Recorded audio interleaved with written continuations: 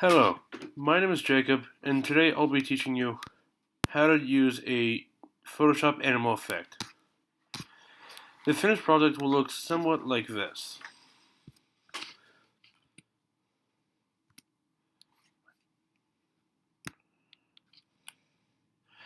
The reason I did this project is because I want to expand my Photoshop area of expertise. In the past, I had used Photoshop CS6 to mainly use it on typography.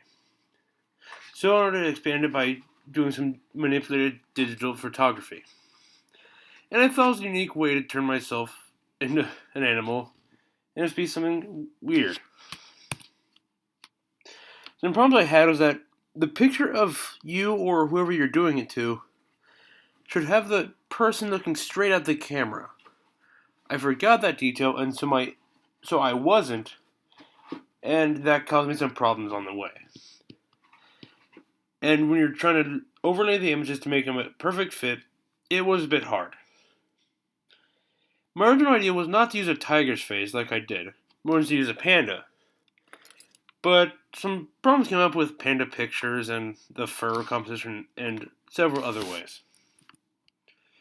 Forewarning, before we enter the tutorial, the project is very lengthy and tedious, but this only is a partial tutorial, and it only starts you off. If you want to see the entire tutorial and learn how to do it all, I suggest you follow the URL link I will have in the description, or right next to the arrow here. Start. We're going to use the magnetic lasso tool to make a selection around the face and chin of the person. So we'll go to my image here. Make sure it's the magnetic lasso tool, and just try to follow as best you can around their face and chin.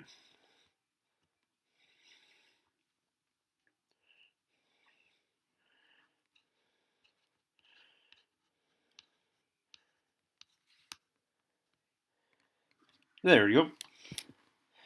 And then, second, you want to go to Refine Edge under the select screen, check Smart Radius, and increase it to 7 pixels. So we'll go to Refine Edge, Smart Radius, set it to 7 pixels.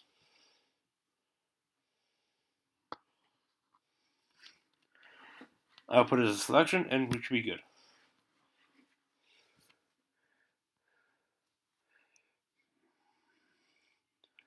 You want to save the selection and change it to a new channel, so select, save the selection, choose a new channel, and name it Face. If you open up here, we'll see it'll be here. Choose that. Go to layers. Second, click the upper right icon on the layers icon and choose duplicate the layer. So we will duplicate the layer here, set it to new, and this displacement to see is everything else already.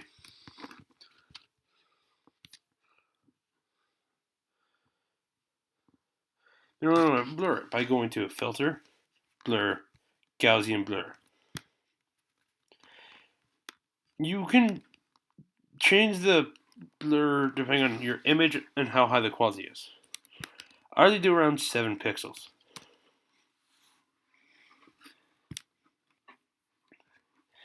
Then we'll want to go to save it as a PSD file on the desktop, which I already have, which is this image here.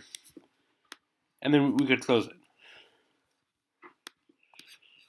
Then you want to pull up the tiger, or whatever animal you use.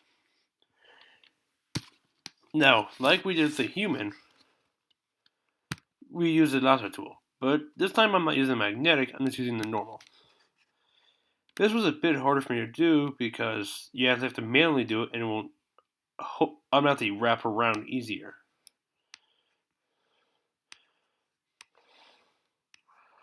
This is not the best way to do it on how I am right now, but it's a quicker process here. We're going to go back to the Refine Edge, check Smart Radius. We want to set it, slide the radius all the way to the right, 250 pixels, and then Turn the contrast to 20%. And then you want to output it as a new layer, as you see here.